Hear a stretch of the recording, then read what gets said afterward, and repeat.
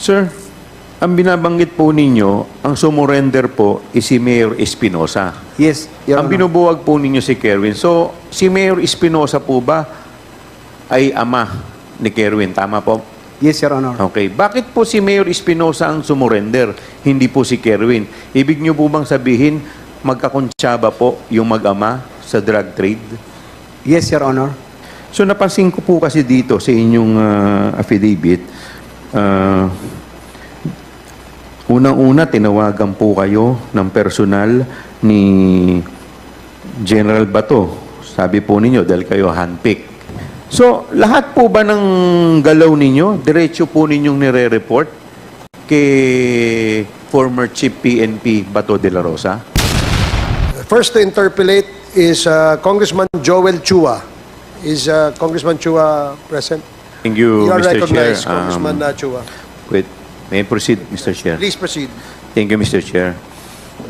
Colonel Jovi Espinido, meron po ditong affidavit na sa page 7 po, nakalagay po dito, Jovi Espinido, at ito po ay notaryado, at may pirma po dito sa taas ng pangalan na Jovi Espinido. Ito po bang pirma ay pirma po ninyo? Yes, Your Honor, Mr. Chair. Maraming salamat. At ang kada pahina po nito ay may pirma po na initial sa baba po. Sa page 1, page 2, hanggang page 6. Ito po ba mga pirma po ninyo? Opo, Mr. Chair, Okay. Your Honors. Thank you. Kanina po binabanggit po ninyo na kayo po ay active member ng PNP. So, ano ho ang inyong position ngayon at saan po kayo ngayon nakadetail? For me, now, presently, Your Honor, Mr. Chair, at Department of Personnel, non-duty status for going to retire, Your Honor, Mr. Chair. Non-duty status, so ang ibig pong sabihin kayo po ay naka-floating, tama po ba? Yes, Your Honor, Mr. Chair. So, ano po ang, alam po ba ninyong dahilan, ba't po kayo naka-floating ngayon? That is the procedure, Your Honor, Mr. Chair. But as long that you are going to retire for 3 months, may issuance na doon na non-duty status ka na para sa mga requirements for your retirement mo na ma-comply mo, Your Honor, Mr. Chair. Okay, so ibig sabihin po, 3 months from now, kayo po ay magre-retiro na sa serbisyo. If God's will, Your Honor, Mr. Chair. Okay, thank you. So sabi po ninyo dito sa inyong affidavit, kayo po ay dating Chief of Police ng Albuera, Leyte. So bilang Chief of Police po ng Albuera, Leyte, ano po ang inyong mga naging duties doon? Pardon, Mr. Chair, Your Honor. Bilang Chief of Police po ng Albuera, Leyte, ano po ang inyong naging duties doon? Bilang Chief of Police. Number 1, to disband the Kerwin Espinosa drug groups, Your Honor, Mr. Chair. Okay. Dito po sa inyong affidavit, number 4, page 1, sabi po ninyo dito, kayo po ay personally handpicked by former PNP Chief Ronald Bato de la Rosa. Ito po bang PNP Chief Ronald Bato de la Rosa ay siya rin pong si Senator Bato de la Rosa? Yes, Your Honor, Mr. Chair. Alright. So, ang tanong ko po, ito po ba ay, sabi po ninyo dito, PNP Chief Bato told me this in a phone call after he introduced himself to me. So, ito po ba yung first time na nakausap po ninyo si then PNP Chief Bato de la Rosa? Yes, Your Honors. Hindi pa rin po ba ninyo siya nakakaharap noon personally? Hindi Prior pa. to the call? Hindi pa, Your Honors. So, ito po yung kauna-unahan. Yes, Okay. Your Honor. So, normal procedure po ba yon na ang isang chief PNP direktang tatawag sa chief of Police. Hindi po ba, di ba, may ano po yan? May tinatawag po tayong chain of command. Yes, Your Honor, Mr. Chair. So ito po ba normal procedure? Hindi normal, Your Honors. Hindi normal yung Yes. pagtawag po sa inyo ng diretsyo Yes, ni Your Chief Honor. PNP Bato de la Rosa. Yes, Your Honor. Bakit po ninyo nasabi na hindi po normal? Kasi mostly naman, Your Honors, for my how many years in service, ang assignment talaga through sa documents na dala sa inyo na ikaw ispinido sa personnel na ikaw na-assign na doon. So mayroon kang order, you must report to your new assignment for to avoid owl.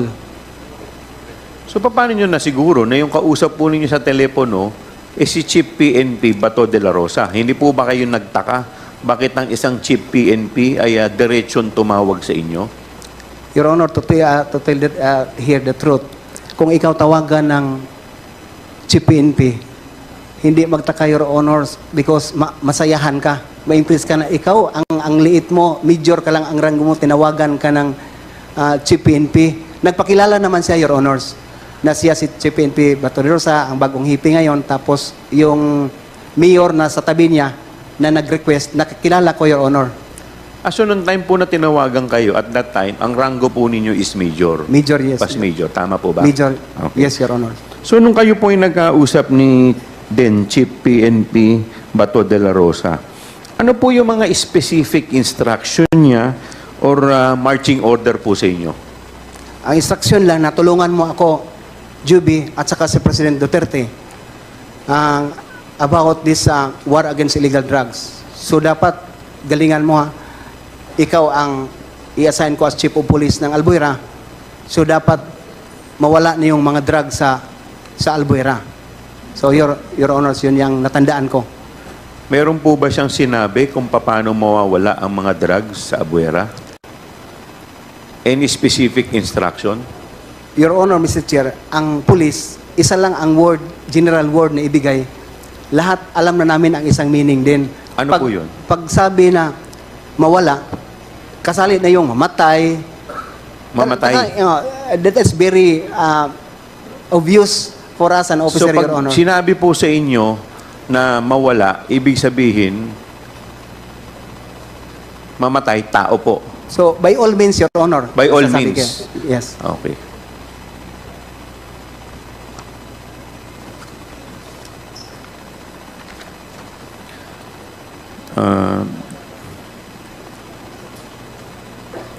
Dito po sa inyong affidavit, sinabi po ninyo, nagpunta po kayo doon specifically at to disband the group of Kerwin Espinosa. Tama po ba? Yes, Your Honor, Mr. Chair. Okay. Ano pong klaseng group ito? Yung kay Kerwin Espinosa? Espinosa Drug Syndicate, Your Honor. Drug syndicate. Yes, Your Honor. Okay. So, paano po ninyo nagawa na sabi po ninyo kanina 18 days Yes, Your na Honor. disband po ninyo? Paano po ninyo nagawa yan? Nung ako na-amasahin sa Albuera, Your Honor, Mr. Chair, kaugalian ko talaga yung kausapin yung mga pulis nandoon assign. Kasi nung dumating ko 2 days after, nag-request ako kay Mayor na magpunta sa akin para mag-surrender. So, ang sabi ng mga police non-commissioned officer, yung mga sarhento, na magpa-relieve sila kasi takot sila na ako ang hipi na talagang madadali si Kerwin kasi alam nila ang prinsipyo ni Espinido, Your Honor, Mr. Chair. So, silang ang sinabihan ko muna na ito, totoo na tong trabaho natin. Samahan niyo ako para matapos ang problema taga dito kayo sa Albuera. After 2 days, Your Honor, Mr. Chair, na pakinggan ko na lang through sa media na si Mayor Espinosa nag-surrender sa Camp Crame direct kay CPNP de la Rosa. At ako naman, Your Honor, Mr. Chair, may mga information na may bibinta pa ng drugs because 2 days pa ako doon dumating sa mansion ni Kerwin Espinosa. Yun ang first ko na nag-bypass tayo ng malaking bypass natin na mga right hand talaga ni Kerwin Espinosa. I have here, Your Honor, Mr. Chair, sa accomplishment report ko sa Albuera since pagdating ko at saka pagkatapos. Sir, ang binabanggit po ninyo, ang sumurrender po is si Mayor Espinosa. Yes, Your Ang Honor. binubuwag po ninyo si Kerwin. So, si Mayor Espinosa po ba ay ama ni Kerwin? Tama po? Yes, Your Honor. Okay. Bakit po si Mayor Espinosa ang sumurrender, hindi po si Kerwin? Ibig niyo po bang sabihin, magkakontsaba po yung mag-ama sa drug trade? Yes, Your Honor. So, magkasama sila? Magkasama sila, Your Honor, Mr. Chair. Okay. So, sabi po ninyo dito sa inyong affidavit, meron po ditong si Mayor Espinosa may sinubmit na affidavit o may in-execute na affidavit at may kasama po itong ledger and at the same time, ito po ay video recorded. Tama po ba? Yes, Your Honor, Mr. Chair. So, nasa na po itong affidavit, ledger at saka yung video?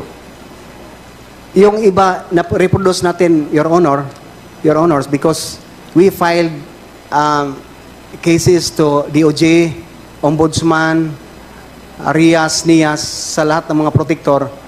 But actually, ang lahat ng original na file, folder sana natin, Your Honor, ibinigay turn over ko sa provincial director namin at the time, Colonel Simborio. Brigadier General na ngayon, Franco Simborio, Your Honor, because I always going to relieve sa Usamis na. Please wrap up, Congressman Chua. Thank you po. So napansin ko po kasi dito sa inyong affidavit, unang-una tinawagan po kayo ng personal ni General Bato. Sabi po ninyo dahil kayo handpick. Dito po sa number 6 ng affidavit ninyo, sabi ninyo, si Chief PNP Bato po ay tinurn over sa inyo si Mayor Espinosa. And then, dito rin po sa isang sa number 12, page 3 ng inyong affidavit, sabi ninyo, I personally reported to PNP Chief De La Rosa at his office in Camp Crame. Yes, Tama Your po Honor. ba? Okay. So, lahat po ba ng galaw ninyo, diretso po ninyong nire-report kay former Chief PNP Bato De La Rosa? Yes, Your Honor. Hindi lang kay Chief PNP, Your Honor, pati sa Presidente.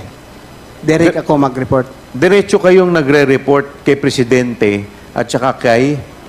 Kay Chief PNP De La Rosa, Your So, Honor. yung Presidente pong pinag-uusapan po natin, si President President Duterte, Your Honor. Duterte. Yes, Your Honor. So, pag nag-report ko po kayo kay